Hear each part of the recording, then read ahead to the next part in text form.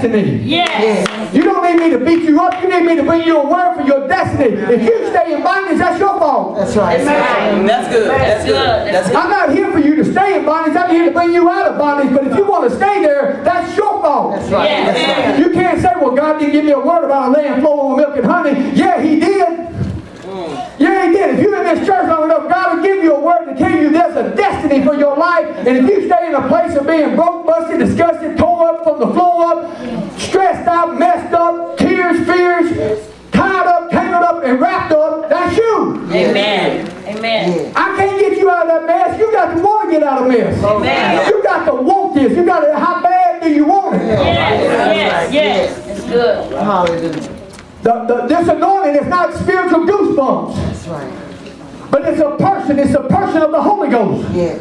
It's the person of Jesus Christ living on the inside of us. I heard Shiki say this, and she got filled with the Holy Ghost. Said something stood up on the inside of me. What was that stood up on the inside of you? That was the Holy Ghost. That was the person of Jesus Christ. He'll rise up within the believer and break through every obstacle and hindrance that would keep us from our destiny. Yes. Hallelujah.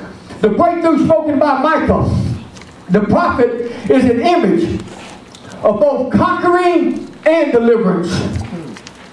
It's an image of both conquering and deliverance. Something has to be broken through and something has to be overcome. Something has to be broken through and something has to be overcome. When Israel got ready to go into the promised land, they had to break through the walls of Jericho before they could overcome the people. The walls of Jericho represented strongholds. They represented the strongholds of Satan in that land that was established to try to keep the people of God out of their inheritance. There had to be a breaking through. There had to be a breaking through that wall in order for the people to overcome and take the spoils of the city. In order for us to go into the enemy's camp and take the spoils, we've got to break through. He said the gates of hell will what? Not prevail against us. Yes. That's right. Why? Because we have been given authority to break through every obstacle, every hindrance. The enemy will set up hindrances. He'll set up conspiracies and confederacies. He'll try to interrupt you with an interruption of conspiracy, or conspiracy of interruptions. Every time you get ready to go into warfare, interruption.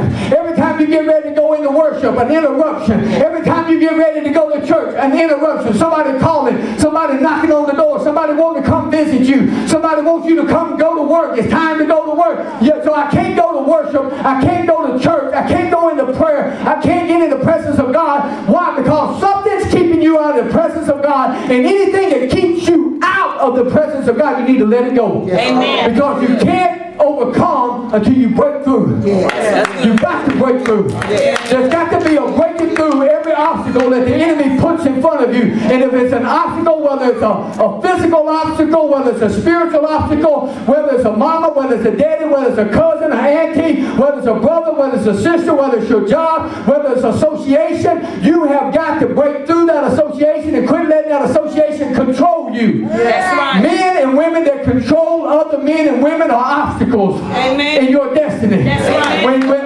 the pulpit tries to control you, that is an obstacle to your destiny and to the purpose and plan of God for your life.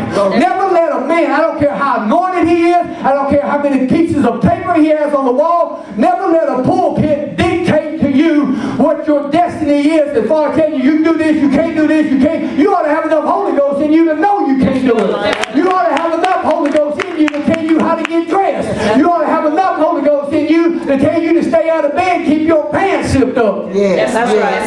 That's right. Glory to God. Glory to That's God. good. Amen. Hallelujah. Good.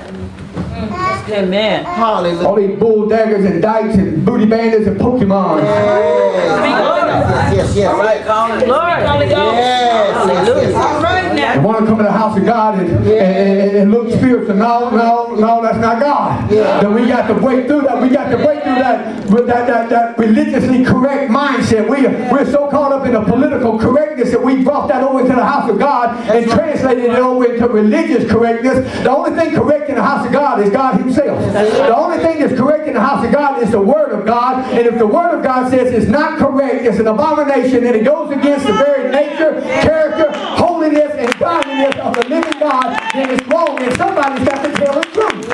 Somebody's got to stand up in this generation and then not be afraid to offend folks who don't even want God, but want to stand up in the pulpit and preach to the people of God and release that curse over them. Yes, Father. I don't need you to release that spirit over me. That's right. Amen. That's right. Yeah. Spirits of rebellion, Yes. arrogance, and pride, Yes. That's good. false prophetic. Yes. Yes. Yes. Yes. Glory to God. Shun down, tie my bow tie. The Lord gave me a word for you and don't even want nobody to judge it. Yes. Yes. I'm telling y'all this, and I've said it before, because in order for you to get breakthroughs in your life, you got to get out of the place where people start giving you private prophecies, where they call you over in a corner and say, look, I got a word for your life. If you got a word for their life, bring it to the midst of the prophets and let us judge it. That's right.